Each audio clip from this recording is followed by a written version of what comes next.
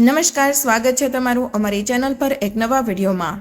દ્રૌપદી, જેના 5 પતિઓ હતા, તેણે સ્ત્રીઓને જણાવ્યું કે આ 3 વસ્તુઓ ક્યારે પોતાના પતિને ન બતાવવી જોઈએ, નહીં તો પતિનો નાશ થઈ જાય છે। દર્શક બંધુઓ, ઇતિહાસ જ્યારે કોઈ સ્ત્રીઓના સ્વરૂપે વ્યાખ્યાયિત કરે છે, ત્યારે તે માત્ર તેની કોમળતા કે સુંદરતાની ચર્ચા નથી કરતો, તે તેના ત્યાગ, તેની મર્યાદા અને તેની ગઢી સમજની પણ વ્યાખ્યા કરે છે। અને જ્યારે તે સ્ત્રીનું નામ દ્રૌપદી હોય, તે નારી જેણે 5 પતિઓનો ધર્મ નિભાવ્યો, મહાભારત જેવા મહાયુદ્ધની ચિનગારી બની અને પોતાના અપમાનની ક્ષણે પણ ધર્મની મર્યાદા ન છોડી, તો તેના શબ્દો માત્ર ઉપદેશ નથી હોતા, પરંતુ યુગો યુગો સુધી ચાલે તેવી ચેતવણીઓ બની જાય છે। એક વખત મહાભારતના યુદ્ધ પછીની રાત હતી। યુદ્ધ સમાપ્ત થઈ ચૂક્યું હતું, પરંતુ યુદ્ધની રાખમાં કેટલાક સંબંધીઓની ચિંગારીઓ હજુ પણ સળગી રહી હતી। કુંતી, ગાંધારી અને દ્રૌપદી, આ 3 નારીઓ જેમણે સૌથી વધુ ગુમાવ્યો હતો, એકાંતમાં બેઠી હતી। ત્યારે કુંતીએ એક પ્રશ્ન કર્યો, હે કૃષ્ણ, જો સ્ત્રીઓ ઈચ્છે કે તેનો પતિ હંમેશા તેજસ્વી, બળવાન અને ભાગ્યશાળી રહે, તો તેઓએ કઈ સાવચેતીઓ રાખવી જોઈએ? દ્રૌપદી થોડીવાર મૌન રહી। તેની આંખોમાં કુરુક્ષભાની છાયા હતી, અપમાનની સ્મૃતિઓ હતી અને 5 પતિઓ સાથે જીવેલા 5 પ્રકારના સંઘર્ષોની કથા હતી। અને પછી દ્રૌપદીએ તે 3 વાતો કહી જે આજે પણ દરેક સ્ત્રીઓએ જાણવી જોઈએ, તો નહીં તો અજાણતા તે પોતાના પતિના તેજને, તેના ભાગ્યને અને તેની ઉન્નતિને પોતે જ ડૂબાડી શકે છે। આજની કથા તે જ 3 વાતોનું રહસ્ય ખોલે છે, જે દ્રૌપદીએ પોતાના અનુભવના આધારે કહી હતી। આ માત્ર વાત નહીં, એક આગ્રહ છે દરેક નારી પાસે કે જો તે પોતાના પતિને સન્માનિત, સમૃદ્ધ અને શાંત જોવા ઈચ્છે છે, તો આ 3 વસ્તુઓ ક્યારેય ન બતાવે, કારણ કે કેટલીક વસ્તુઓ જો જોઈ લેવામાં આવે તો આંખો અશાંત થઈ જાય છે। કેટલાક શબ્દો જો સાંભળી લેવામાં આવે તો કાનમાં અશુભતા ભરાઈ જાય છે, અને કેટલાક રહસ્ય જો ખોલી દેવામાં આવે તો આ જીવનનો વિશ્વાસ ચૂરચૂર થઈ શકે છે। તો ચાલો જાણીએ દ્રૌપદીની તે 3 વાતો જે એક સ્ત્રીએ પોતાના પતિથી છુપાવીને રાખવી જોઈએ, નહીં તો તે પતિ તેના માથે ક્યારેય રત્નજડિત મુગટ હોય છે, તે ભીખના કટોરા સુધી પહોંચી શકે છે। દર્શક બંધુઓ, તમારો સમય નષ્ટ ન કરતા એક કથાના માધ્યમથી તે 3 વસ્તુઓ જાણીએ, પરંતુ આગળ વધતા પહેલા અને તમને જણાવી દઈએ કે ગુરુ પુરાણમાં સ્પષ્ટ રીતે કહેવામાં આવ્યો છે કે ભલે તે કોઈ કથા હોય કે કોઈ શીખ, જો તેને વચ્ચે છોડી દેવામાં આવે તો તે પાપની શ્રેણીમાં આવે છે। તેથી મારું સમસ્ત ભાઈઓ અને બહેનો પાસે નમ્ર નિવેદન છે કે કૃપા કરીને આ કથાને અંત સુધી અવશ્ય સાંભળો, અને જો તમે સાચા સનાતની છો તો ચેનલને સબસ્ક્રાઇબ જરૂર કરો। સાથે જ નીચે જય શ્રી કૃષ્ણ લખીને તમારો આશીર્વાદ અને સમર્થન આપવાનું ન ભૂલો। તો ચાલો હવે શ્રી હરિની કૃપાથી કથા આરંભ કરીએ। પુરાણા સમયની વાત છે। શીતલપુર નામની એક પુણ્ય ભૂમિ પર ઉદાર અને ધર્મનિષ્ઠ રાજા ઉદય પ્રતાપનું રાજ્ય હતું। રાજા વૃદ્ધ થઈ ચૂક્યા હતા અને હવે તેઓ પોતાના એકમાત્ર પુત્ર રાજકુમાર ઉદિતને ગાદી સોંપવા માંગતા હતા, પરંતુ પુત્રની કેટલીક આદતો તેમને અંદરથી વ્યથિત કરતી હતી। રાજાની આત્મા પ્રજાની પીડા સહન ન કરી શકતી અને તેમને ભય હતો કે ક્યાંક તેમના પશ્ચાત પ્રજાને દુઃખ ન સહન કરવું પડે। રાજા ઉદય પોતે ખૂબ જ સરળ, કરુણામય અને ધર્મ પર અડગ રહેનારા હતા। તેઓ જીવન હિંસાથી ઘૃણા કરતા, સદાય શાકાહારી જીવન જીવતા, પરંતુ રાજકુમાર ઉદિતને દરરોજ શિકાર પર જવાની આદત હતી। જ્યારે રાજા તેમને પ્રજાની વચ્ચે મોકલતા, ત્યારે તે જંગલ તરફ નીકળી જતો। આ જોઈને રાજાનું હૃદય વ્યથિત થઈ ઉઠતું, પરંતુ તેઓ પ્રેમમાં તેને વારંવાર સમજાવતા રહેતા। રાજા ઉદય પોતાના પુત્ર પ્રત્યે અપાર સ્નેહ રાખતા। રાજકુમારની માતા રાણી નિર્મલાના સ્વર્ગ સિદ્ધાવ્યા પશ્ચાત રાજાએ બીજો વિવાહ ન કર્યો। તેઓ સાવકી માતાના કષ્ટમાંથી પોતે ગુજર્યા હતા। તેમના જીવનની તે પીડાને તેમણે ઊંડાણથી જીવી હતી। જ્યારે તેમના જ પિતા એક સ્ત્રીના પ્રેમમાં એટલા અંધ થઈ ગયા હતા કે તે સાવકી રાણીએ ઉદય પ્રતાપના 2 સગા ભાઈઓને વિષ આપીને મૃત્યુને સોંપી દીધા હતા, પરંતુ પિતા એટલા મોહગ્રસ્ત થઈ ગયા હતા કે તેમણે તે પાપીણીને કંઈ જ ન કહ્યું ત્યારે ઉદય પ્રતાપે પોતાના જ પિતાને બંદી બનાવીને રાજ્ય સંભાળવું પડ્યું. ત્યારે જ તેમણે પ્રણ કર્યું હતું કે તેઓ જીવનમાં 2 વિવાહ નહીં કરે. એ જ પ્રમાણે રાજકુમારના પાલન પોષણમાં કોઈ કમી ન છોડી, પરંતુ એકમાત્ર પુત્ર હોવાના કારણે ઉદિત લાડમાં બગડી ગયો. ઉદય પ્રતાપ ધર્મ, સાહસ અને નીતિના પ્રતીક હતા. તેમના શાસનમાં કોઈ અપરાધ ન હતો. તેમની પ્રજા સદાય સુખી અને સુરક્ષિત રહેતી. તેમના શત્રુઓ પણ તેમની મર્યાદા જોઈને ભયખા હતા. પરંતુ જ્યારે હજારો પ્રયાસો પછી પણ રાજકુમારમાં કોઈ સુધારો ન આવ્યો, ત્યારે રાજાની ચિંતા ગહેરી બનવા લાગી. ચિંતા એટલી વધી કે શરીર રોગી થઈ ગયું. પછી એક દિવસ તેમણે સૂતેલા જ આ ધરતી છોડી દીધી. પ્રજામાં શોકની લહેર દોડી ગઈ અને રાજકુમારે અચાનક રાજ્યનો ભાર સંભાળવો પડ્યો. મંત્રી અને સેનાપતિએ તેમને સમજાવ્યું, હવે તમે માત્ર રાજકુમાર નથી, પ્રજાપાલક રાજા છો. હવે આળસનો સમય નથી. તમારા પિતાની આત્મા ત્યારે જ શાંતિ પામશે જ્યારે તમે તેમના આદર્શો પર ચાલશો. ઉદય તે મજબૂરીથી તે બધું અપનાવવું પડ્યું જેનાથી તે અત્યાર સુધી બચતો આવ્યો હતો.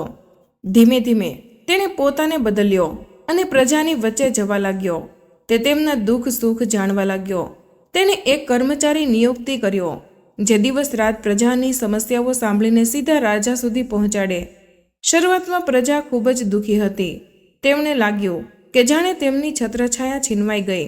પરંતુ જ્યારે તેમણે જોયું કે રાજ દરબારના દ્વાર તેમના માટે હંમેશા ખુલ્લા છે, જ્યારે તેમણે અનુભવ્યું કે રાજા પોતે તેમની સમસ્યાઓ સાંભળે છે, ત્યારે પ્રજાને લાગ્યું કે ઈશ્વરે રાજા ઉદય કરતાં પણ વધુ યોગ્ય એક સેવક આપી દીધો. સમય પસાર થતો ગયો, પરંતુ એક દિવસ રાજા ફરી જંગલ તરફ પાછો ફરવા લાગ્યા. જૂની આદતો ફરીથી માથું ઊંચકવા લાગી. મંત્રી ચિંતિત થયા.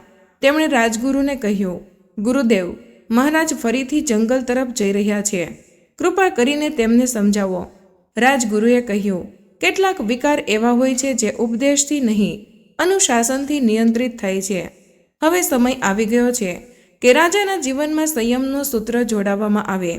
હવે તેમના જીવનમાં એક સખી, એક પત્ની, એક રાણીની જરૂર છે. કારણ કે જે કાર્ય આપણે નથી કરી શકતા તે રાણી સહજ રીતે કરી શકે છે. રાણી જ તે શક્તિ છે જે રાજાને ધર્મના પથ પર દ્રઢ કરી શકે છે. રાજા જ્યારે વન ભ્રમણથી પાછા ફર્યા ત્યારે રાજગુરુએ નમ્રતાથી કહ્યું, મહારાજ, હવે તમારા જ જીવનમાં એક રાણીનું આગમન ખૂબ જ જરૂરી થઈ ગયું છે. જો તમે આજ્ઞા આપો તો પડોશ મિત્ર રાજા શંભુની કન્યા માટે એક શુભ પ્રસ્તાવ મોકલવામાં આવે. તે કન્યા આપણા મહેલની રાણી બનવા યોગ્ય છે. ગુણોમાં, સંસ્કારમાં, રૂપમાં તે અતિ શ્રેષ્ઠ છે. રાજાએ આ સાંભળતા જ પોતાની ભ્રુકુટી ચડાવી. સ્વરમાં કઠોરતા આવી ગઈ. કોઈ મારા વિવાહની વાત નહીં કરે. આ મારો નિજી નિર્ણય છે. હું જ્યારે ઈચ્છીશ ત્યારે વિવાહ કરીશ. આમાં દરબારના કોઈ સભ્યનો કોઈ અધિકાર નથી. એટલામાં રાજગુરુએ સહજ પણ દ્રઢ સ્વરમાં કહ્યું, રાજન, તમે માત્ર એક વ્યક્તિ નથી, એક રાજા છો. રાજાની આત્મા તેની પ્રજામાં વસે છે. તેને પોતાની ઈચ્છાથી વધુ પ્રજાની ભાવનાનું ધ્યાન રાખવું પડે છે. પ્રજાનો વિચાર છે કે આ મહેલમાં એક રાણીનું હોવું જરૂરી છે. આ માત્ર વિવાહ નથી, આ એક ધર્મ છે જે રાજ્યની મર્યાદા અને સંતુલન માટે જરૂરી છે. રાજાએ ઉત્તર આપ્યો, ગુરુદેવ, હું પ્રજાનો સેવક અવશ્ય છું, પરંતુ હું મારી નિજતામાં કોઈને હસ્તક્ષેપ કરવાની પરવાનગી ન આપી શકું. મેં ક્યારેય કોઈના વ્યક્તિગત જીવનમાં દખલ નથી કરી, તો મારી પણ મર્યાદાનું સન્માન થવું જોઈએ ને. આ કહીને રાજા ક્રોધિત થઈને પોતાના શયનખંડ તરફ ચાલ્યા ગયા. મંત્રી અને રાજગુરુ એકબીજા તરફ જોવા લાગ્યા. હવે આ શું થયું? આટલા શુભ વિચારો પર પણ જો રાજા તમતમી જાય તો ક્યાંક ને ક્યાંક કોઈ અવ્યક્ત કારણ અવશ્ય છે. રાજગુરુએ ચિંતન કરતા કહ્યું, રાજાનું આવું વર્તન સામાન્ય નથી. કાં તો કોઈ ગહન દુઃખથી તે જજુમી રહ્યો છે કે પછી કોઈ એવો ભાવ છે જેને તે છુપાવી રહ્યો છે. આપણે તેની તહ સુધી જવું પડશે. પછી રાજગુરુએ મંત્રીને સૂચન આપ્યું, રાજાની દાસી સુરભી જે મહેલની જૂની સેવિકા છે તેને માહિતી મળી શકે છે. કદાચ રાજાનો કોઈ સાથે ભાવાત્મક સંબંધ હોય જેને તે સૌની સામે પ્રગટ નથી કરી શકતો. મંત્રી તરત જ ચાલ્યા ગયા. તેમણે દાસી સુરભને બોલાવી અને તે ઉંમરમાં રાજાથી મોટી હતી. પરંતુ રૂપવતી અને ગંભીર સ્વભાવની સ્ત્રી હતી. મંત્રીએ વાત ફેરવીને કહ્યું, મને કેટલીક એવી વાતો સંભળાઈ રહી છે જે ઠીક નથી. તારા પગ ડગમગતા જણાય છે. તારી દ્રષ્ટિ ક્યાંક બીજે ઉલજી હોય એવું લાગે છે. દાસી સુરભીએ શાંતપણે દ્રઢ સ્વરમાં કહ્યું, મંત્રીજી, સ્પષ્ટ કહો, તમે શું કહેવા માંગો છો? મંત્રી બોલ્યા, મને એવું લાગ્યું છે કે મહારાજને આકર્ષિત કરવાનો પ્રયાસ તું કરી રહી છે.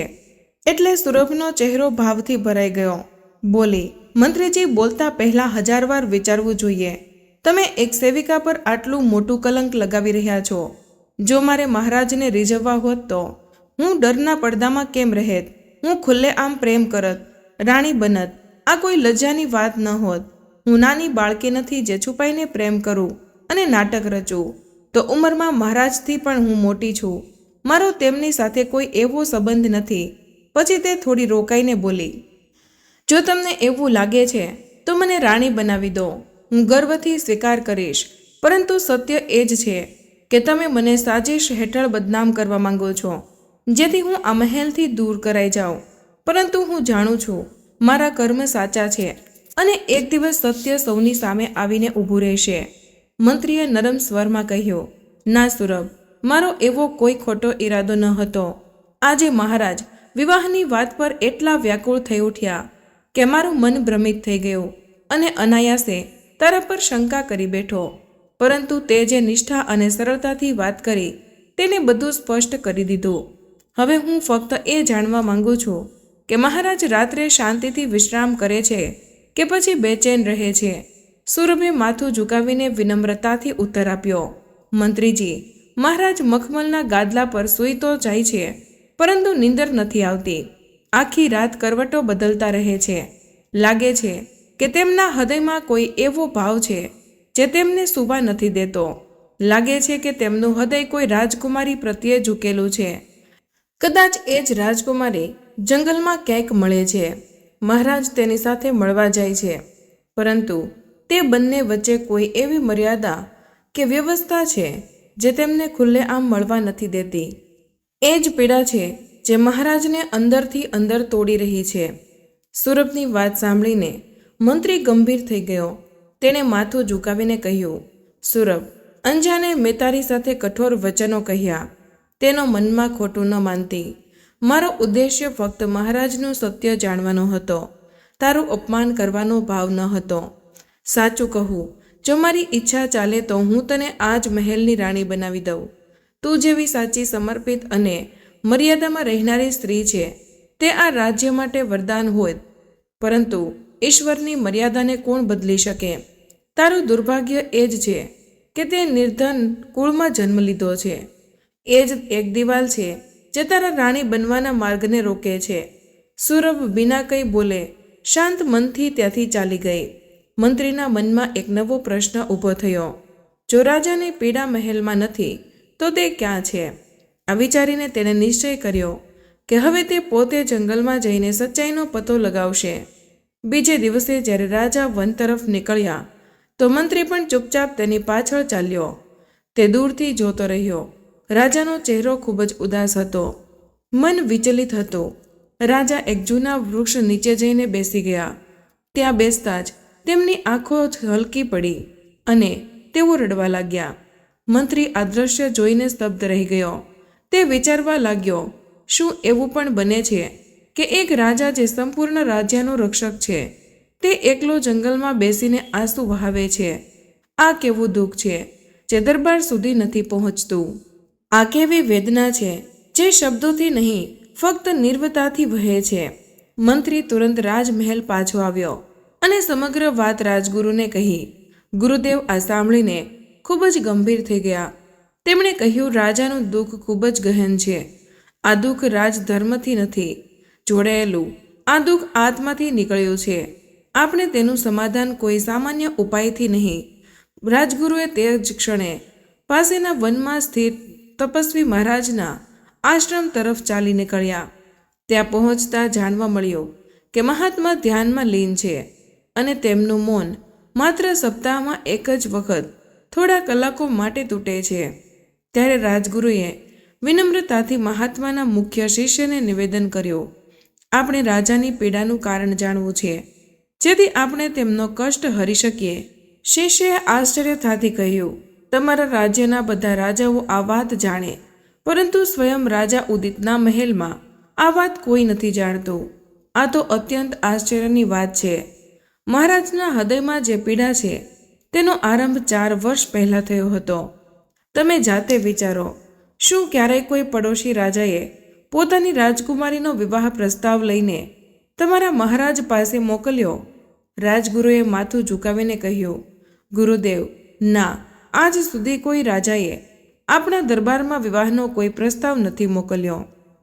આ સાંભળીને મહાત્માના શિષ્યએ શાંત ભાવે કહ્યું, મહારાજ, આની પાછળ કોઈ સામાન્ય વાત નથી, બલકે એક ખૂબ જ ગહન અને કરુણાથી ભરેલી કથા છે. આ કથા સ્વયં રાજાની હૃદયપીડાથી જોડાયેલી છે અને સંભવત એ જ કારણ છે કે તેમનો વિવાહ અત્યાર સુધી નથી થયો. તે આગળ કહેવા લાગ્યો, તમે બધા જાણો છો કે મહારાજને બાળપણથી જ વન ભ્રમણ અને શિકારનો ખૂબ જ શોખ હતો. તે ક્યારેય દિવસનો વિચાર ન કરતો કે ન રાતની ચિંતા રાખતો. એકલો જ વનમાં ચાલ્યો જતો, અહીં સુધી કે તે પોતાના અંગરક્ષકો વિના પણ જંગલ તરફ નીકળી જતો. આજે પણ તે એકલો જ ચાલ્યો જાય છે, પોતાના હૃદયની બેચેનીને છુપાવવા માટે. હવે વાત તે દિવસોની છે જ્યારે આપણા પૂજ્ય મહાત્માજી નદીના કિનારે આવેલા આશ્રમમાં નિવાસ કરતા હતા. તેમનો નિયમ હતો કે બ્રહ્મ મુહૂર્તમાં નદીમાં સ્નાન કરે, પછી ધ્યાન, પૂજન અને સત્સંગમાં લીન થઈ જાય.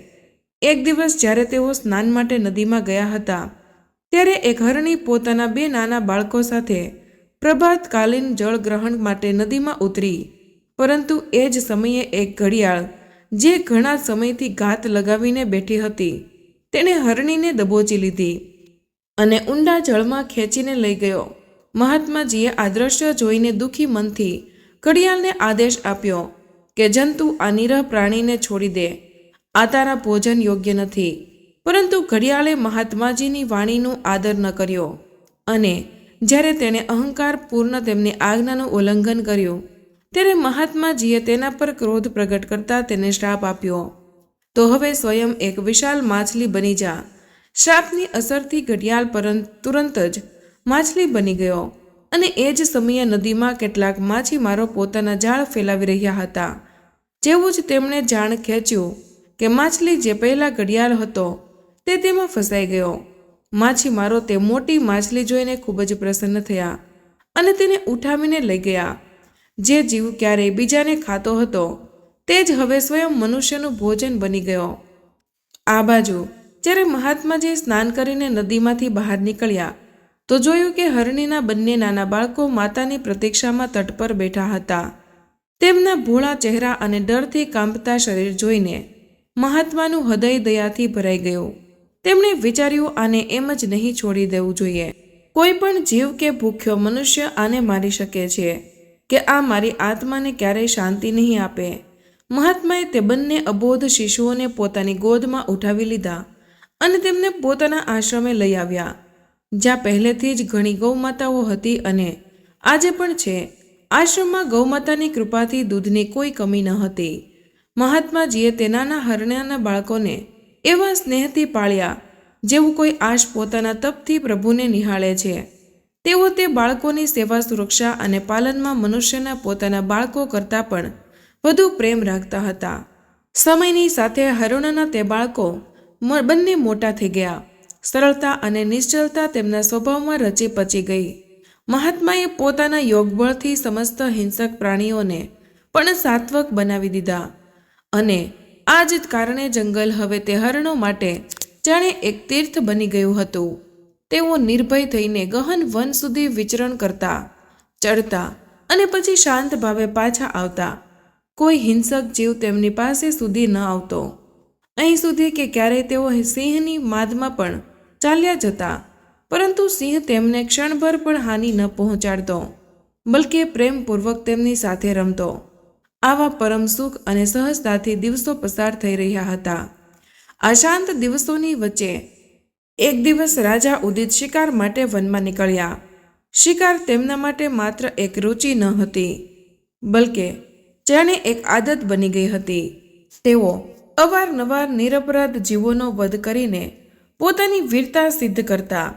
એ જ દિવસે તેમણે જોયું 2 અત્યંત સુંદર અને સ્વસ્થ હરણો નિર્ભય થઈને વનમાં વિચરણ કરી રહ્યા છે. રાજાની દ્રષ્ટિ લાલચયુક્ત થઈ ગઈ. તેમના મનમાં વિચાર આવ્યો, આજે જે આજ બંનેનો શિકાર કરું તેમનું માંસ અને ચામડું અનુપમ હશે. રાજાએ તીર નીકાળીને પીછો કરવાનું શરૂ કર્યું. અહીંયા હરણોને પણ આભાસ થયો કે કોઈ સંકટ તેમની તરફ આગળ વધી રહ્યો છે. નહીં તો અત્યાર સુધી તો તેમણે કોઈથી ભય ન હતો, પરંતુ આજે તે ભયનું રૂપ રાજા હતો. બંને હરણો પોતાના પ્રાણ બચાવવા ભાગ્યા અને સીધા તે આશ્રમ તરફ દોડ્યા જ્યાં તેમનો ઉછેર થયો હતો. રાજાએ પાછળથી એક તીર ચલાવ્યું જે એક હરણને જઈને લાગ્યું. તે બિચારું ત્યાં જ જમીન પર પડીને તડફડવા લાગ્યું. બીજું હરણ ભયભીત થઈને દોડતું દોડતું મહાત્માજી પાસે જઈ પહોંચ્યું. મહાત્માજીને કંઈ કહેવાની જરૂર જ ન પડી. જેવું જ તેમણે એક જ હરણને જોયું અને બીજું ન જોયું તે બધું સમજી ગયા. તેમણે ધ્યાન તોડ્યું અને તરત જ દિશામાં ચાલ્યા ગયા જ્યાં સંકટ થયું હતું. જ્યારે તેઓ ત્યાં પહોંચ્યા તો તેમણે જોયું એક હરણ ત્યાં રક્તમાં લથપથ પડ્યું છે અને તેની સમીપે રાજા ઊભો છે. આ દ્રશ્ય જોતાં જ મહાત્માજીનો કોપ જાગી ઉઠ્યો. તેમણે ગંભીર સ્વરમાં કહ્યું, હે અજ્ઞાની રાજા, તે મારા પુત્ર તુલ્ય હરણની હત્યા કરી છે.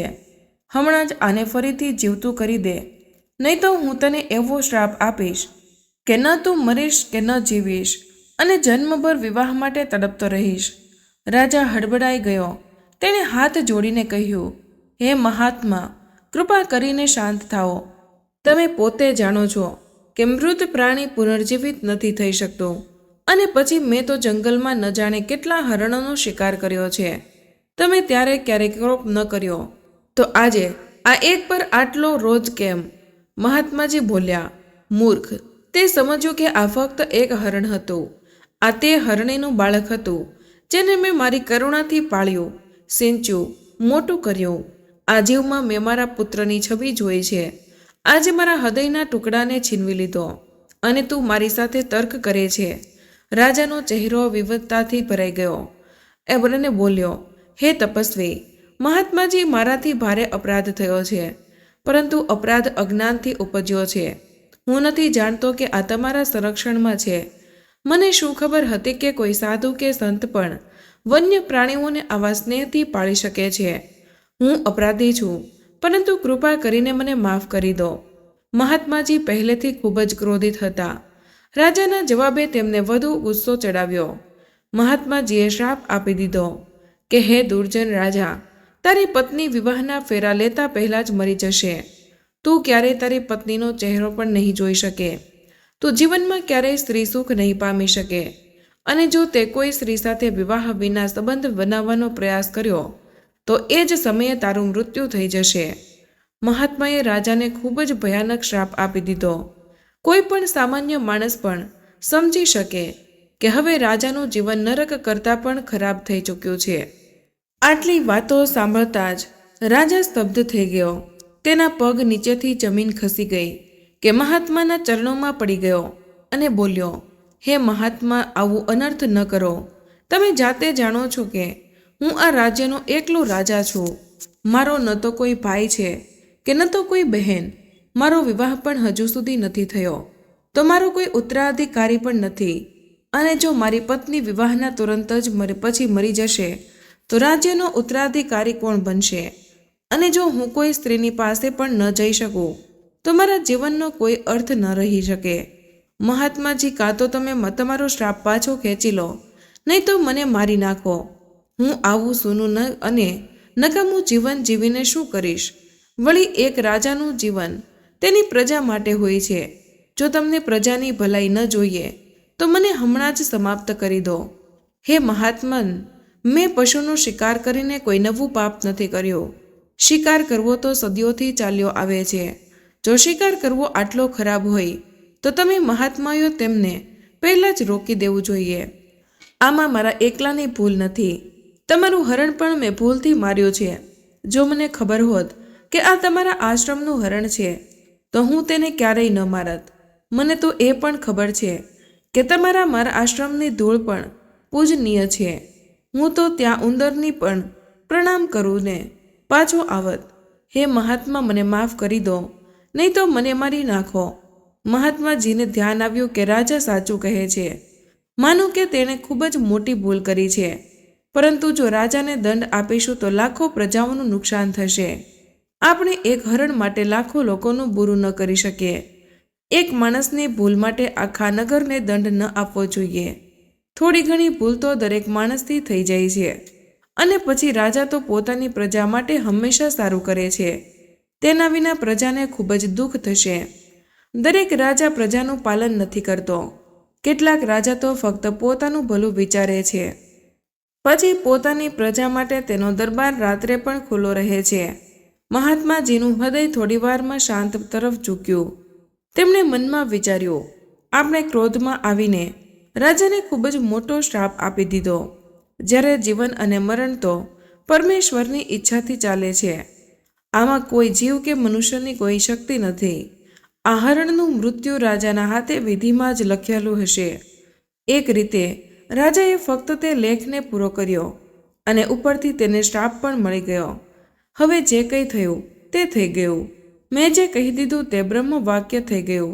હવે તેને પાછું ખેંચી ન શકાય. પરંતુ શું તેમાં થોડી નરમી ન લાવી શકાય? મહાત્માજીનું હૃદય દ્રવિત થઈ ગયું.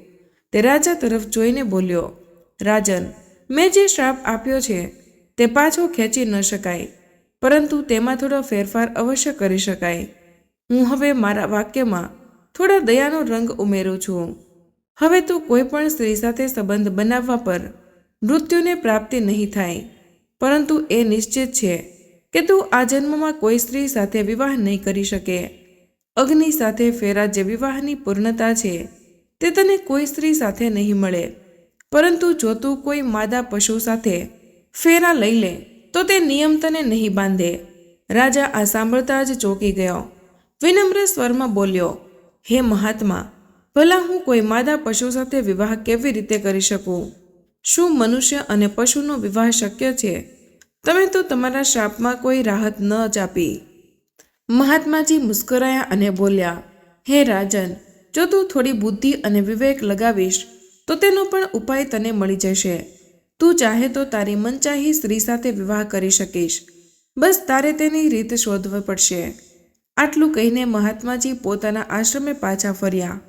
થોડા સમય પછી તેમના શિષ્યએ આવીને નિવેદન કર્યું કે ગુરુદેવ, રાજાને હજુ સુધી પોતાના સંકટમાંથી બહાર નીકળવાનો માર્ગ નથી મળ્યો.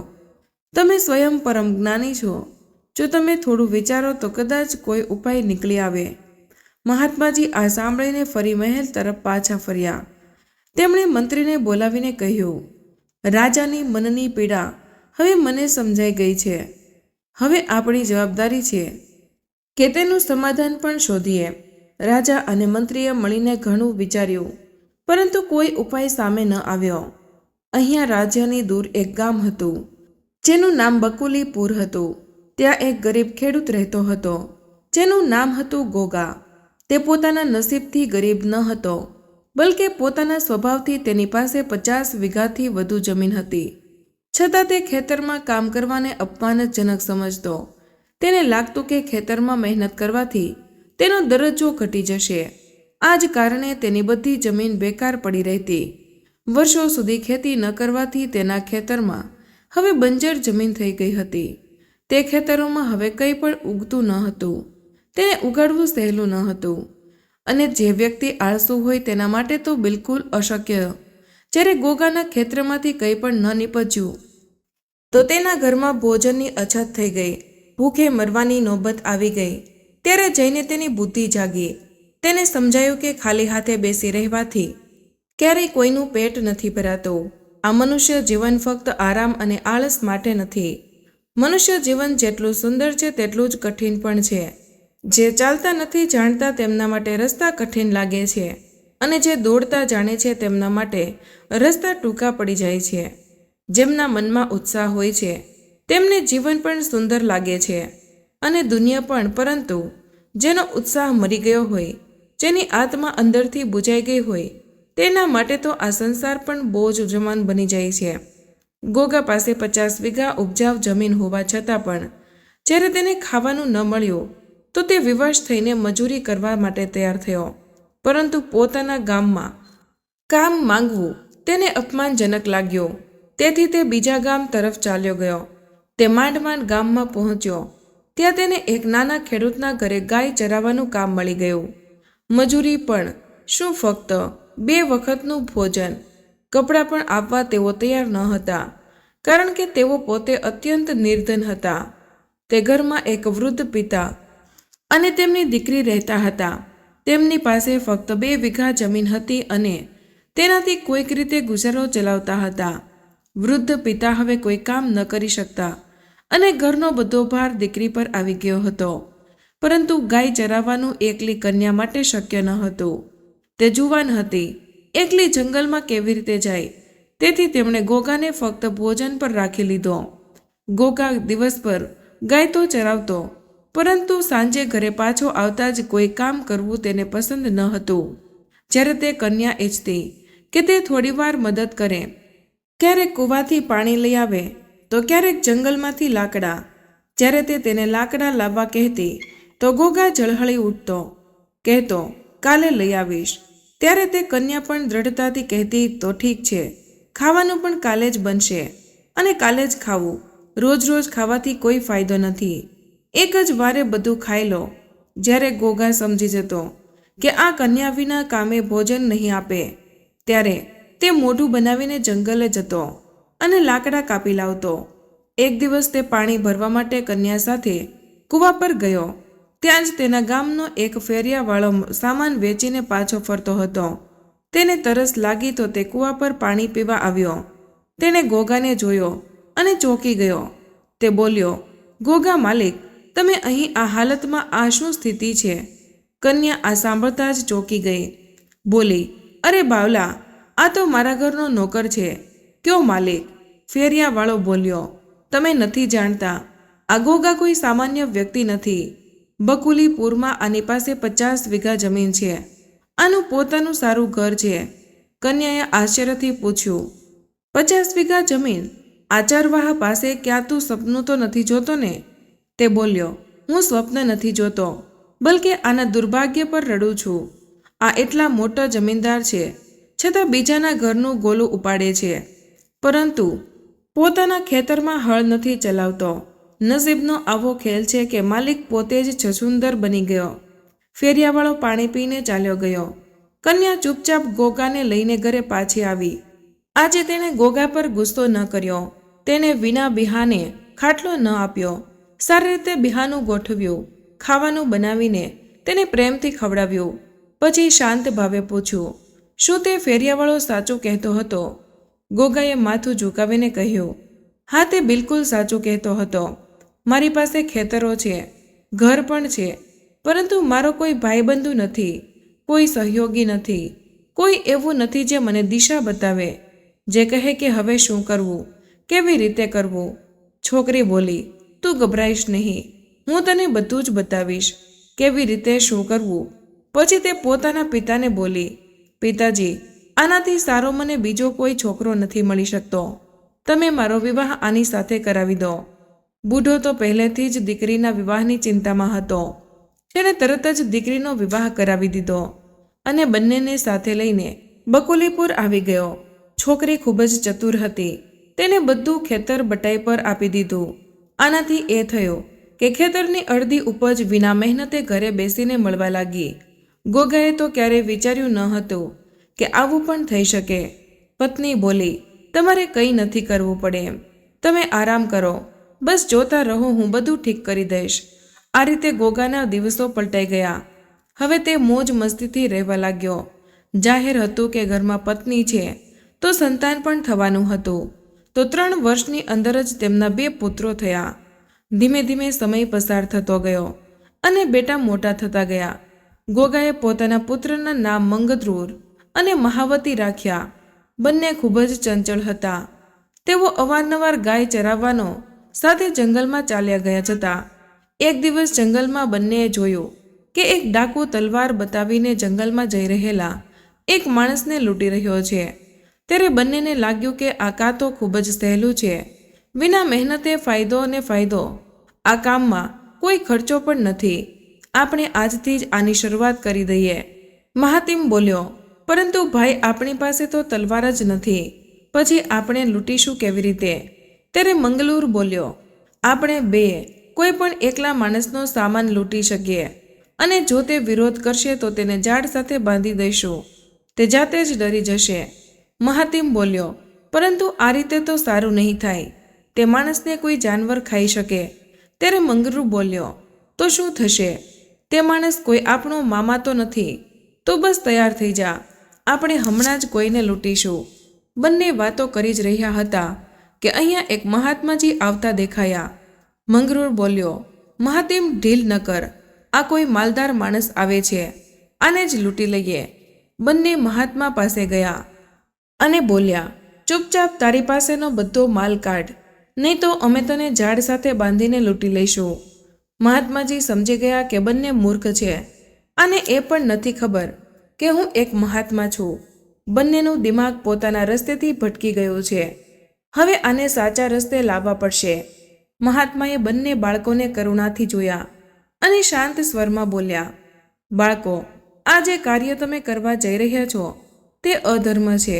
આ માર્ગ અંધકાર તરફ જાય છે. તમે કોઈ ડાકુ નથી. તમે તો હજુ શીખવાની અવસ્થામાં છો. તો આ નાની મોટી લૂંટફાટ કે જો કંઈક કરવું જ હોય તો એવું કર્મ કરો કે જે સંસારને ચોંકાવી દે, જે ઈમાનદારી અને પરિશ્રમનું ઉદાહરણ બને. મહાત્માએ મંગરુરને એક વિશેષ હાસ્ય આપતા કહ્યું, બેટા, આને રાખી લે. આ કોઈ સામાન્ય ઓજાર નથી. આ તારા આદેશથી 1 કલાકમાં સેંકડો બીઘાની ફસલ કાપી શકે છે. આ તારા ઘણા કામે આવશે. પછી મહાદેવને બોલ્યા, હું તને એક મંત્ર આપું છું. આ મંત્રથી તું કોઈ પણ મનુષ્યને પશુ બનાવી શકે છે અને પછી તેને ફરીથી મનુષ્ય પણ બનાવી શકે છે. પરંતુ આનો ઉપયોગ ફક્ત વિશેષ પરિસ્થિતિમાં જ કરજે. જો તું આનો વારંવાર મજાકમાં ઉપયોગ કરીશ તો તારી શક્તિ નષ્ટ થઈ જશે. તું આને 1-2 વાર જ ઉપયોગ કરી શકે છે. ફક્ત પોતાની વિદ્યાને પરખવા માટે મહાત્માએ પ્રેમથી કહ્યું, તને બંને બહાદુર છો અને સાચા વીર જ તે જ હોય છે જે પીડિતની સહાય કરે છે, અધર્મ સામે લડે છે અને પ્રજાની રક્ષા કરે છે. જો તમે સત્ય, પરિશ્રમ અને સેવાના માર્ગે ચાલશો તો એક દિવસ રાજાના પ્રિય પણ બની શકશો. બંને ભાઈઓના મનમાં આ વાત ઊંડે સુધી ઉતરી ગઈ. તેમને સમજાઈ ગયું કે ચોરી, લૂંટફાટ અને હિંસા ખરાબ વાત છે. તેઓ ઘરે પાછા આવ્યા. મંગરુરે પોતાના હાસ્યાનો ઉપયોગ કર્યો. જેવું જ તેણે આદેશ આપ્યો, હાસ્યું ખેતરમાં આપમેળે ફસલ કાપવા લાગ્યો. આખું ખેતર થોડા સમયમાં કપાઈ ગયું. હવે મહાદેવનો વારો હતો પોતાની વિદ્યા પરખવાનો. સંયોગવશ એ જ રાત્રે એક ડાકુ તેમના ઘરે ચોરી કરવા આવી પહોંચ્યો. મહાતિમે તેને જોતા જ મંત્રનો ઉચ્ચાર કર્યો અને તેને બકરો બનાવી દીધો. પછી તે બકરાને ખૂંટે બાંધી દીધો. બકરો બનેલો ડાકુ ડરથી કાપવા લાગ્યો. મહાતિમે તેને દાંટતા કહ્યું, કાલે તેને કસાઈના હવાલે કરી દઈશ. તે તને કાપી નાખશે, તારું માંસ વેચી દેશે અને તારી ખાલની ઢોલક બનાવશે અને તે રોજે પીટાશે. વિચારી લે, સજ્જન બનીને જીવવું છે કે કસાઈના હાથે મરવું છે. પછી મહાતિમે તેને ફરીથી મનુષ્ય બનાવી દીધો. ડાકુ ડરથી મહાતિમના ચરણોમાં પડી ગયો અને બોલ્યો, મને માફ કરી દો, હવે હું ક્યારેય ચોરી નહીં કરું. મહાતિમે તેને છોડી દીધો. આ રીતે બંને ભાઈઓ હવે સચ્ચાઈ અને સેવાના માર્ગે પોતાના ઘરે રહેવા લાગ્યા. આ બાજુ રાજા ઉદિત રોજની જેમ જંગલમાં ગયો હતો. હવે તેની સ્થિતિ એક ભ્રમિત વ્યક્તિ જેવી થઈ ગઈ હતી. તે ચૂપચાપ ગહન જંગલમાં આગળ વધતો ગયો. તેને એ પણ ધ્યાન ન રહ્યું કે રાત ક્યારે થઈ ગઈ. તે રસ્તો ભટકીને બીજા રાજ્યના જંગલમાં ચાલ્યો ગયો. આ રાજ્ય હતું લોલાક નામના રાજાનું અને તેનું નામ હતું જમુનાગઢ. એ જ સમયે તે રાજ્યની રાજકુમારી કંચન જંગલમાં ભ્રમણ માટે આવી હતી. પરંતુ રાત થઈ જવાથી તેણે ત્યાં જ તંબુ લગાવ્યો. તે રાજકુમારી ખૂબ જ સાહસી અને યુદ્ધ કલામાં નિપુણ હતી. અવારનવાર તે શિકાર માટે એકલી જંગલ આવતી. અહીંયા રાજા ઉદિત પોતાના જ વિચારોમાં ડૂબેલો આગળ વધતો ગયો. તેને એ પણ ધ્યાન ન હતું કે તે ક્યાં જઈ રહ્યો છે.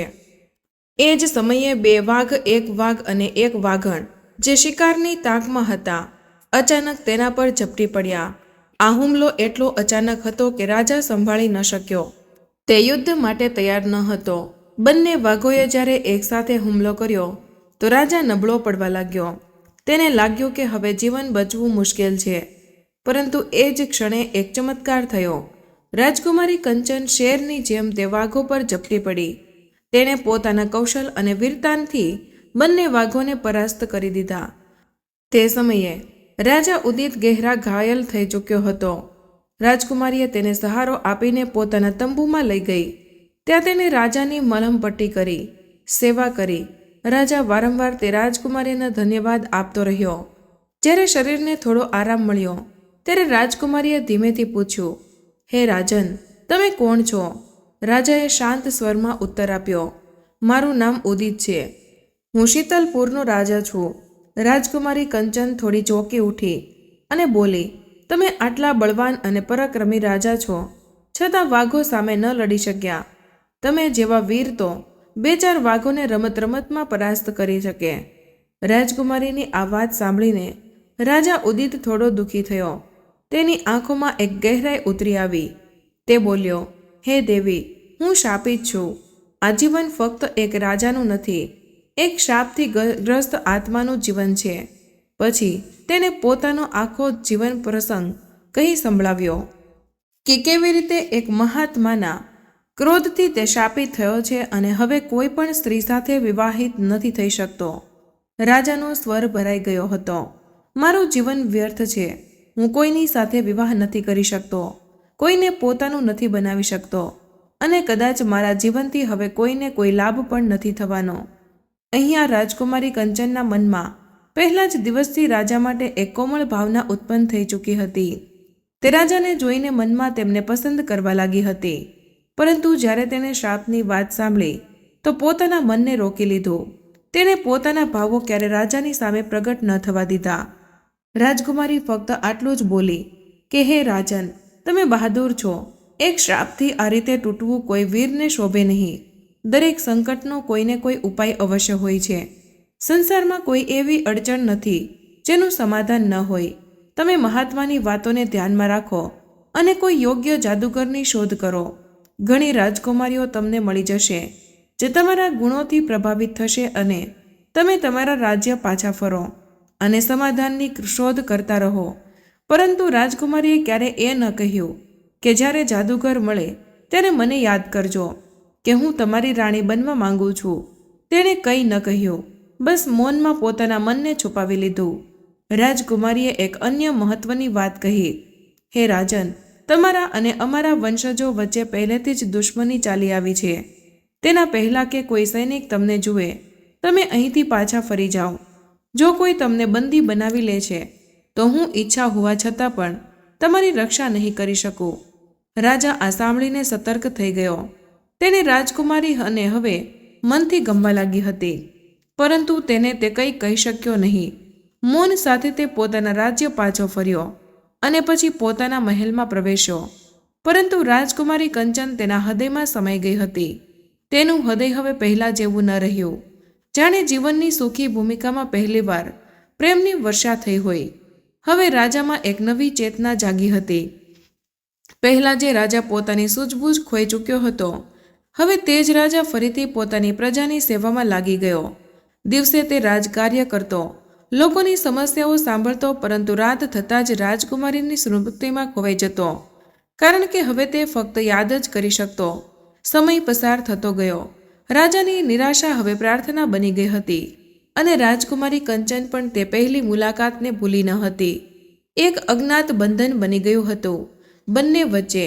બિના કોઈ વચન, બિના કોઈ સ્વીકૃતિ રાજા હવે આખા રાજ્યમાં એક જાદુગરની શોધ કરવા લાગ્યો હતો. પરંતુ તેને જાણ હતી કે આવા યોગ્ય જાદુગર પોતાના રાજ્યમાં નહીં મળે. એ દરમિયાન રાજાની પ્રિય દાસી સુરભનો વિવાહ થઈ ગયો અને તે રાજદરબારથી વિદાય થઈ ગઈ. તેની જગ્યાએ હવે એક અસહાય કન્યાને દાસી તરીકે રાખવામાં આવી. તે કન્યા ખૂબ જ શાલીનતા અને મર્યાદામાં રહેતી, સદાય પોતાનું મુખ ઢાંકીને રાખતી, ક્યારેય તેને પોતાની ઓળખ પ્રગટ ન કરી. અને રાજાએ પણ તેની પાસે ક્યારેય એ ન પૂછ્યું કે તું કોણ છે, કોની દીકરી છે, તારું નામ શું છે, તું અસહાય કેવી રીતે થઈ.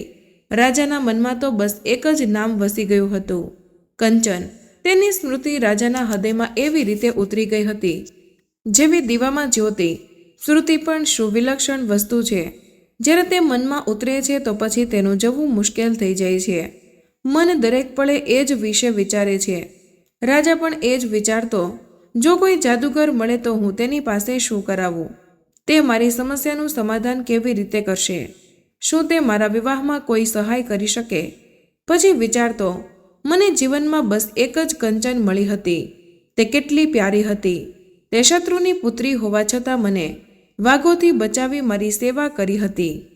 મને પોતાના રાજ્યમાંથી સુરક્ષિત નીકળવાનો અવસર આપ્યો. જો તેની જગ્યાએ કોઈ બીજું હોત તો કાં તો મને મારી નાખત, કાં તો બંદી બનાવી લેત. પરંતુ કંચન તેના હૃદયમાં ક્યાંક ને ક્યાંક પ્રેમનું એક બીજ અવશ્ય હતું.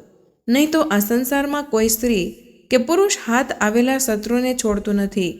એક રાત જ્યારે રાજા એકાંતમાં બેઠો હતો ત્યારે તેની દાસીએ વિનમ્રતાથી પૂછ્યું, મહારાજ, તમે હંમેશા ચિંતિત રહો છો. શું કોઈ ગહન કારણ છે? રાજાએ શાંત સ્વરમાં કહ્યું, પહેલું કારણ છે મારો શ્રાપ, જે જીવનને બાંધી દે છે. બીજું રાજકુમારી કંચનની સ્મૃતિ, જે મનમાંથી જતી જ નથી. ક્યારેક લાગે છે કે આ જીવનથી તો મૃત્યુ સારું છે, અને જો કંચન મને મળી જાય તો પણ હું શું કરી શકીશ? દાસી મુસ્કુરાઈને બોલી, મહારાજ, તેની સાથે વિવાહ કરી લો. રાજા દુઃખથી બોલ્યો, દાસી, તું નહીં સમજે, હું શાપિત છું. વિવાહ કરતાં જ કંચનનું મૃત્યુ નિશ્ચિત છે. ત્યારે દાસીએ ખૂબ જ શ્રદ્ધાથી કહ્યું, ના રાજન, એવું નહીં થાય. જે જાદુગરની તમે શોધ કરી રહ્યા છો તે જ તમારા રસ્તાનો દીવો બનશે. વિવાહના સમયે તે રાજકુમારીના મુખને કોઈ માદા પશુનું બનાવી દેશે, અને જેવો વિવાહ પૂર્ણ થશે તે તેનું સ્વરૂપ ફરીથી મનુષ્ય રૂપમાં લઈ આવશે. રાજા ચોંકી ગયો અને બોલ્યો, અરે, તે તો આટલી મોટી વાત કહી દીધી, અને મેં તો આ તરફ વિચાર્યું જ ન હતું. તે તો મને ફરીથી જીવનનો સહારો આપી દીધો. દાસીએ હાથ જોડીને કહ્યું, મહારાજ, મનુષ્યએ ક્યારેય પ્રયાસ નથી છોડવાનો. જે સતત પ્રયત્ન કરે છે તેના દ્વાર પર કૃપા અવશ્ય આવે છે. બીજે દિવસે પ્રભાત ભ્રમણ કરતા રાજા બકુલીપુર ગામે જઈ પહોંચ્યો. ત્યાં તેણે નવયુવકોને ખેતરમાં મહેનત કરતા જોયા. તે જે કંઈ જોઈ રહ્યો હતો તે અદ્ભુત હતું. તેને પોતાની આંખો પર વિશ્વાસ ન હતો થતો.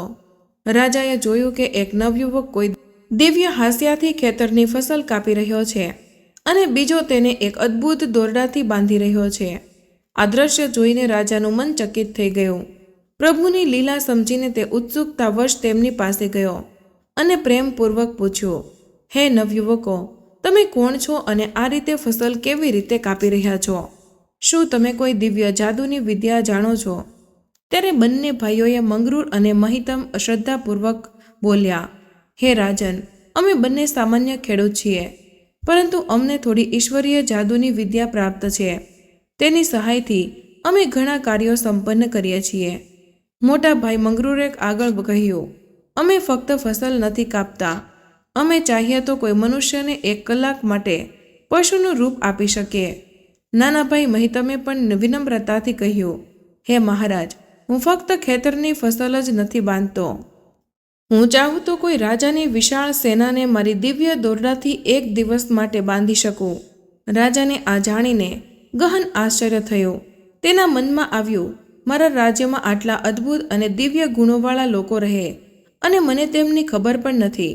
રાજાએ શ્રદ્ધાથી કહ્યું, અમને આનંદ છે કે અમારા રાજ્યમાં આવી પુણ્ય આત્માઓ રહે છે. તમે કૃપા કરીને અમારી સાથે રાજમહેલ ચાલો. અમે તમને સન્માન આપીશું અને રાજભવનમાં યોગ્ય સ્થાન પ્રદાન કરીશું. બંને ભાઈઓ પ્રેમપૂર્વક રાજા સાથે ચાલવા તૈયાર થઈ ગયા. રાજા તેમને રાજમહેલ લઈ ગયા અને તેમના રહેવાસની શ્રેષ્ઠ વ્યવસ્થા કરી. બીજે દિવસે રાજાએ એ વિચાર્યું હતું કે હવે આની પરીક્ષા લઈએ કે જે કહે છે તે કરી શકશે કે કેમ. મોટા ભાઈ મંગરૂએ એક સ્ત્રીને ખરેખર થોડી ક્ષણો માટે વાંદરી બનાવી દીધી અને એક વ્યક્તિને હરણ. નાના ભાઈ મહાતિમે પોતાની જાદુઈ દોરડાથી રાજાની વિશાળ સેનાને થોડા સમય માટે પૂરેપૂરું બાંધી દીધું. આ બધું જોઈને રાજાને પૂર્ણ વિશ્વાસ થઈ ગયો કે આ કોઈ સામાન્ય શક્તિ નથી, બલકે સાચી સિદ્ધિ. અને રાજાના મનમાં ફરીથી જ તેજ તડપ ઉઠી કંચનની, તેનો પત્તો લગાવવાની. રાજાએ પોતાના સૌથી વિશ્વસનીય ગુપ્તચરને લોલાર્ક રાજ્ય મોકલ્યો અને આદેશ આપ્યો, પત્તો લગાવો. શું રાજકુમારી કંચનનો વિવાહ થઈ ગયો છે? જો નહીં તો ક્યાં રહે છે? ગુપ્તચર ગયો અને થોડા દિવસ પછી પાછો આવ્યો. તેને રાજાને કહ્યું કે હે રાજન, રાજકુમારીના હજુ સુધી લગ્ન નથી થયા, પરંતુ તે પોતાના પિતા પાસે પણ રહેતી નથી અને તે ક્યાં રહે છે તેનો કોઈ પત્તો નથી. આ સાંભળી રાજા ઉદિતનું હૃદય ભારે થઈ ગયું. તેમણે તરત જ આદેશ આપ્યો, આ રહસ્યનો દરેક હાલમાં પત્તો લગાવવામાં આવે. રાજકુમારી કંચન ક્યાં રહે છે, ક્યાં જાણવું જોઈએ. આખું સપ્તાહ વીતી ગયું પછી એક ગુપ્તચર આવ્યો અને બોલ્યો, હે મહારાજ, અમને ખબર પડી ગઈ છે કે રાજકુમારી કંચન વેશ બદલીને તમારા જ દરબારમાં રહે છે. તે સપ્તાહમાં એક વખત કોઈને કોઈ રૂપે તમને મળે પણ છે, પરંતુ તમે તેને ઓળખી શકતા નથી. તે છેલ્લા 2 વર્ષથી અહીં જ રહે છે. રાજા આ સાંભળી ચોંકી ગયા. તેમના હૃદયમાં ગહન આનંદ પણ હતો અને બેચેની પણ. તેમણે હવે પોતાના મહેલના સેવકો, દાસીઓ અને સેવિકાઓ પર વિશેષ નજર રાખવાનું શરૂ કર્યું. હવે તે દરેક ક્ષણે રાજકુમારી કંચનની ઓળખમાં લાગેલા રહેવા લાગ્યા. તેમનું મન વ્યાકુળ થઈ ઉઠ્યું, પરંતુ 1 સપ્તાહ વીતી જવા છતાં રાજાને કોઈ પુરાવો ન મળ્યો. કંચન કોણ છે, આ હજી પણ રહસ્ય હતું. ત્યારે રાજાએ પ્રેમપૂર્વક બંને જાદુગર ભાઈઓ મહતિમ અને મંગરૂરને રાજ દરબારમાં બોલાવ્યા અને સહજ ભાવે પૂછ્યું, શું તમારી પાસે એવો કોઈ દિવ્ય ઉપાય છે જેનાથી કોઈ ખોવાયેલું કે કોઈ રૂપ છુપાયેલું વ્યક્તિ આપણી સામે પ્રગટ થઈ જાય? મહતિમે શ્રદ્ધાથી જવાબ આપ્યો કે મહારાજ, અમારી પાસે એક વિશેષ માળા છે. જો અમે તેને કોઈ છુપાયેલા વ્યક્તિ માટે ઉપયોગ કરીએ તો તે માળા તે વ્યક્તિના ગળામાં જાતે જ જઈને પડી જાય છે અને તે વ્યક્તિ આપણી સામે આવીને ઊભો રહી જાય છે. રાજાએ આદેશ આપ્યો, તો જાઓ, તમારા દિવ્ય જ્ઞાનનો ઉપયોગ કરો. મહાતિમે તે જ ક્ષણે તે દિવ્ય માળાને ઉચ્ચારણ સાથે હવામાં છોડી દીધી. આશ્ચર્યજનક રીતે તે માળા આવીને રાજાને ભોજન પીરસતી એક દાસીના ગળામાં પડી ગઈ. રાજા આશ્ચર્યથી ભરાઈ ગયા. તે દાસી બીજું કોઈ નહીં, સ્વયં રાજકુમારી કંચન હતી. રાજાની આંખો ભરાઈ આવી. તે બોલ્યા, તો તું જ કંચન છે, 2 વર્ષથી મારી જ નજીક રહીને મારી પાસેથી છુપાઈ રહી. શું તને અંદાજ પણ છે કે આ રૂપે રહીને તે પોતાને માટે કેટલા કષ્ટો એકઠા કર્યા છે? આખરે આ બધું કેમ કર્યું? રાજકુમારી કંચને વિનમ્રતા અને ભાવુક સ્વરમાં જવાબ આપ્યો, હે રાજન, સ્ત્રી જો કોઈની સાથે પ્રેમ કરી બેસે તો તેને જોયા વિના રહી શકતી નથી. તમારા વિના મારું જીવન અધૂરું હતું. તેથી પોતાના પ્રેમને જીવવા માટે બધું જ ત્યજીને હું તમારા દરબારમાં આવી ગઈ. જો હું મારા પિતા પાસે રહેત તો મારા લગ્ન ક્યાંક બીજે કરી દેવાત. તમે જ કહો, શું આ સારું હોત કે મારું હૃદય કોઈની પાસે હોય અને શરીર કોઈ બીજાની પાસે? જ્યારે હું અહીં આવી ત્યારે હું જાણવા માંગતી હતી કે શું તમે પણ મારી સાથે એટલો જ પ્રેમ કરો છો? જ્યારે મને ખબર પડી કે તમે કંચનની યાદમાં જીવો છો તો મને જીવનનો સહારો મળી ગયો. મેં નિર્ણય કરી લીધો કે ભલે મારે આખું જીવન દાસી બનીને રહેવું પડે, પરંતુ હવે હું અહીંથી નહીં જાઉં. તમારી સાથે રહીને મને ઘણો આનંદ આવતો હતો. મને દરેક બાબતની ખબર રહેતી હતી. જ્યારે તમે મને શોધવા માટે ગુપ્તચર મોકલ્યા અને હું જ તમારી સામે ઊભી હતી તો તે પળ મારા માટે સૌથી સુંદર હતી. પરંતુ હવે હું તમને વધુ કષ્ટ નથી આપવા માંગતી. આજે રાત્રે હું મારા અસલી રૂપમાં આવી જાત, પરંતુ તમારા જાદુગરો સાચે જ કમાલના નીકળ્યા. તેમણે બધું જ અગાઉથી પ્રગટ કરી દીધું. હવે હું મારી સાથે લગ્ન કરવા માંગુ છું. કૃપા કરીને મોડું ન કરો. આજે જ, બલકે હમણાં જ મારી સાથે લગ્ન કરો. રાજા ભાવુક થઈ ગયા. તેમણે તે જ સાંજે લગ્ન કરવાનો નિર્ણય લીધો. જ્યારે અગ્નિના પવિત્ર ફેરા શરૂ થયા તો મહિતમે તેમ જ કર્યું જેવું શ્રાપથી રક્ષણ માટે નક્કી કરવામાં આવ્યું હતું. તેમણે રાજકુમારીને બંદરિયાનું રૂપ આપી દીધું. લગ્ન પૂર્ણ થયા પછી મહિતમે કહ્યું, મહારાજ, હવે હું રાજકુમારીને પુનઃ સ્ત્રી નથી બનાવી શકતો. રાજા ચિંતિત થઈને બોલ્યા, શા માટે? શું એવું થઈ ગયું? ત્યારે બંને ભાઈઓએ હસીને કહ્યું, હે રાજન, લગ્નમાં બધાને ઉપહાર આપવામાં આવે છે. અમને પણ કોઈ મોટો ઉપહાર આપવો જોઈએ. રાજાએ હર્ષથી જવાબ આપ્યો, હવેથી તમે બંને મારા રાજ દરબારમાં મુખ્ય સલાહકાર છો. આ ઉપહાર છે તમારા માટે. આટલું સાંભળતા જ મહિતમે કંચનને ફરીથી તેનું વાસ્તવિક રૂપ આપી દીધું. હવે રાજા ઉદિત તે શ્રાપથી મુક્ત થઈ ગયા હતા. તેઓ ધર્મપૂર્વક પોતાની પત્ની સાથે જીવન વિતાવી શકતા હતા. રાજકુમારી કંચન હવે રાણી સંગીતા બની ગઈ હતી અને હવે રાજમહેલમાં પ્રેમ, શાંતિ અને સૌંદર્ય સાથે રાજા રાણીનું જીવન આનંદમય થઈ ગયું. દર્શક બંધુઓ, આ કથાના માધ્યમથી આપણે દ્રૌપદી દ્વારા આપેલી તે 3 બાબતો જાણીશું જે તેમણે કલયુગની સમસ્ત સ્ત્રીઓને આપી હતી. આખરે તે કઈ 3 વસ્તુઓ છે જે એક સ્ત્રીએ પોતાના પતિને ન બતાવવી જોઈએ, નહીં તો પતિ બરબાદ થઈ જાય છે. મિત્રો, તમારો સમય નષ્ટ ન કરતા તે 3 બાબતો જાણીએ. પ્રથમ બાબત, પત્નીએ ક્યારેય પોતાના પ્રેમમાં મોહ ખુલ્લે આમ ન બતાવવું જોઈએ જ્યાં સુધી તેનું સ્થાન સ્થિર અને સુરક્ષિત ન થઈ જાય. દ્રૌપદી આ કથાથી આશીક આપે છે કે સ્ત્રીનો પ્રેમ તેની આત્માની ઊંડાઈથી નીકળે છે, પરંતુ જો તે પ્રેમ નિયંત્રણ બહાર જઈને સમય અને મર્યાદાનો વિચાર કર્યા વગર સામે આવી જાય તો તે પ્રેમ તેના માટે જ બંધન બની જાય છે.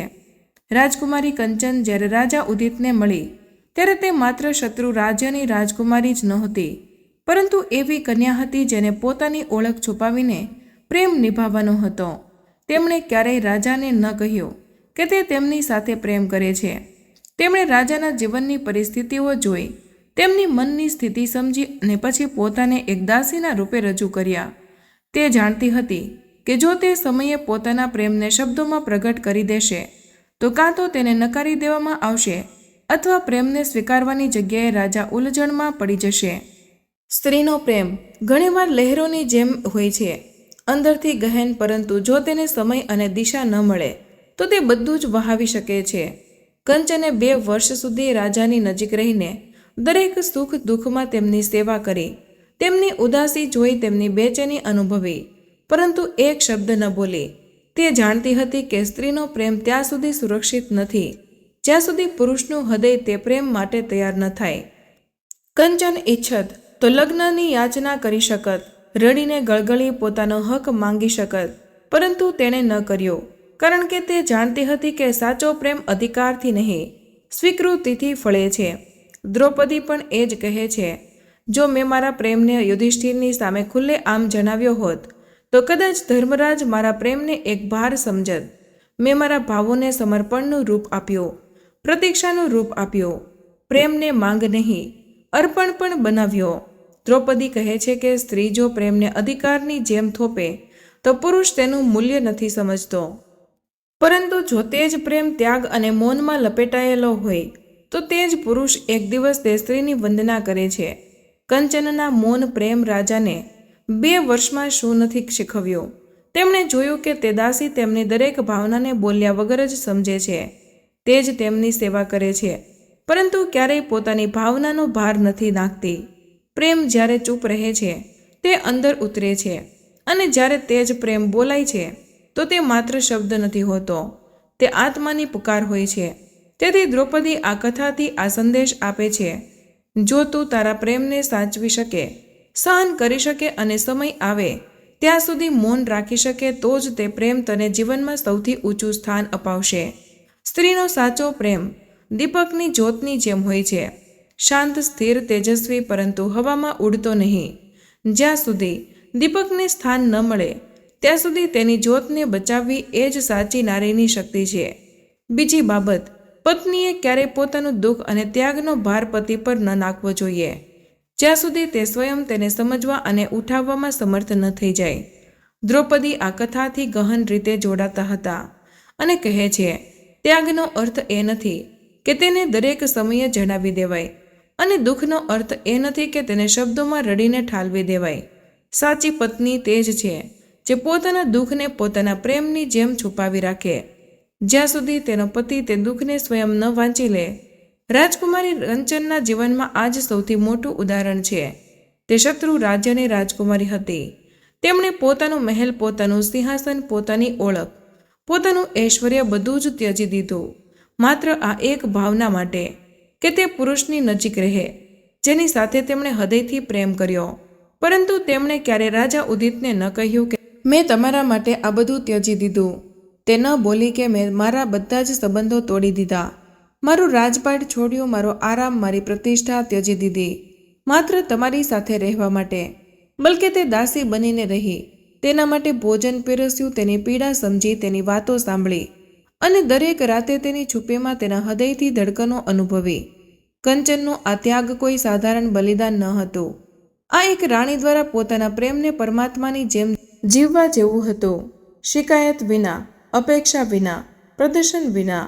દ્રૌપદી કહે છે કે સ્ત્રી જો પોતાના કરેલા ત્યાગને વારંવાર દોહરાવે તો તે ત્યાગ નથી રહેતો, તે એક સોદો બની જાય છે. અને જ્યાં પ્રેમ સોદામાં બદલાય ત્યાં સંબંધ ટકતા નથી, તૂટી જાય છે.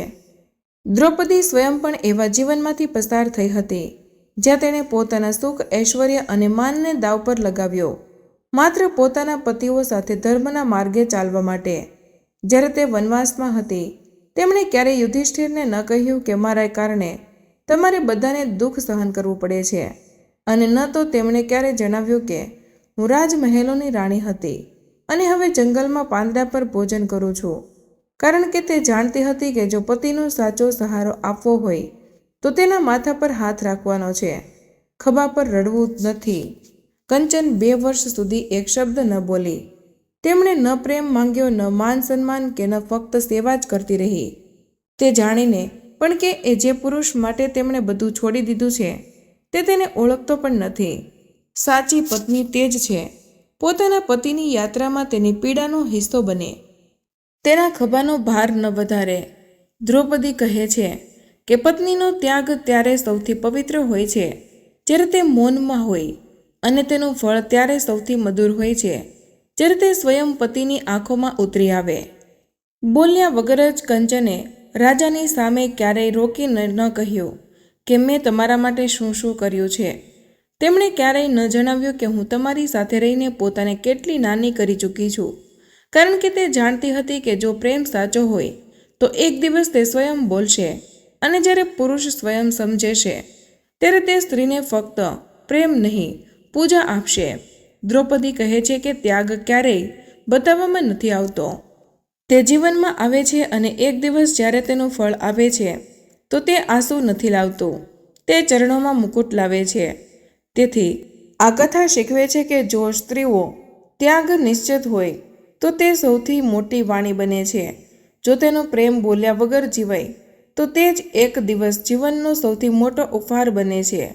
પત્નીએ પોતાના દુઃખ અને ત્યાગને શબ્દો દ્વારા નહીં, પોતાના કર્મો દ્વારા કહેવું જોઈએ, કારણ કે જ્યારે જ્યારે પતિ સમજી જાય ત્યારે તે ફક્ત સાંભળે નહીં, તે હૃદયથી સ્વીકારે છે. ત્રીજી બાબત, પત્નીએ ક્યારેય પોતાના મનનો ડર કે અસુરક્ષા એ રીતે ન બતાવવી જોઈએ કે તે તેના પતિના આત્મબળને નબળું કરી દે.